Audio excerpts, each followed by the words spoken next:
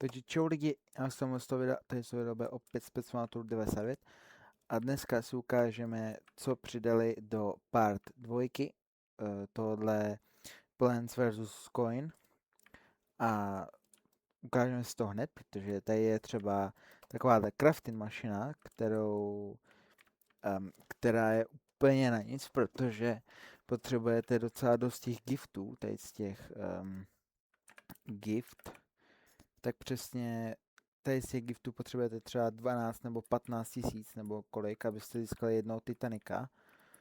Ale teď vám ukážu, jak nebo co nedělat, abyste získali Titanika.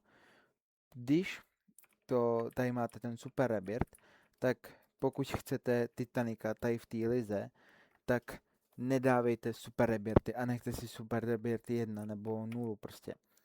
Protože čím větší máte Super Rebirth, tak tím víc mají třeba takhle životů. A teď už bych to dávno zničil a mohl bych prostě expit dál, nebo prostě ničit dál, abych měl další super, teda abych měl další truhlu.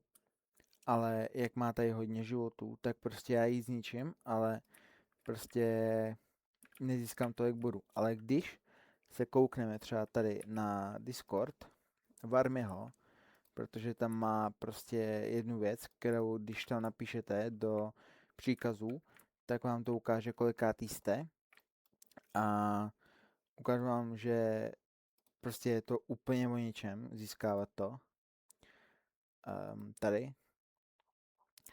Tak když si sem napíšu toto a můj název ligy, tak vám to chvilku bude vyhledávat a třeba tady.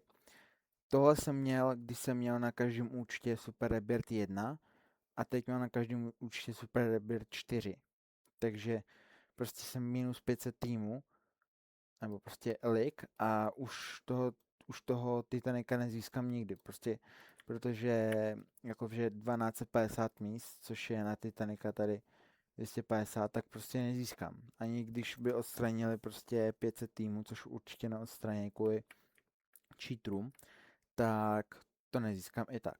Takže jediná věc, jak já můžu získat Titanika, je buď tady totální lucky, a nebo si ho tady vykraftit, což je taky další blbost, protože musíte dát takhle, musíte počkat minutu, potom tady toto, to musíte mít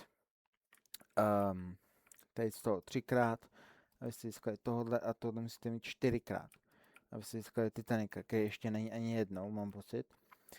A když si to vypočítáme, tak tady si potřebujeme 4x, takže tady si potřebujeme 12x, tady si potřebujeme kráčet 36x, a 36 x 300, když si to vypočítám na kalkulačce, 36 x 300, tak je přesně 10 800 giftů. A to prostě za 5 dní je kůrně těžký. A tak. Ale teď bych se koukl na to, co mi ze všech účtů padlo, protože mi napadlo brutálně moc hugeů, nebo brutálně moc, prostě mám jich docela dost. Jsem si tady Google. Tak. Já tady otevírám, protože když si takhle dáte ty 3 nejlepší tak vlastně můžete mít nekonečný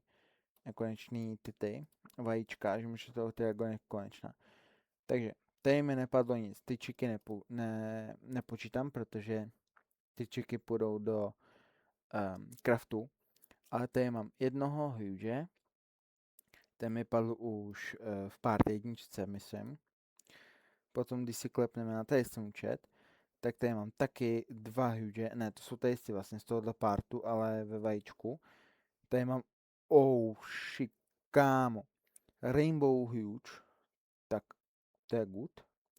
Takže čtvrtý, koukneme se sem, tady mám 1, 2, 3, takže to je 7. Potom se koukneme sem,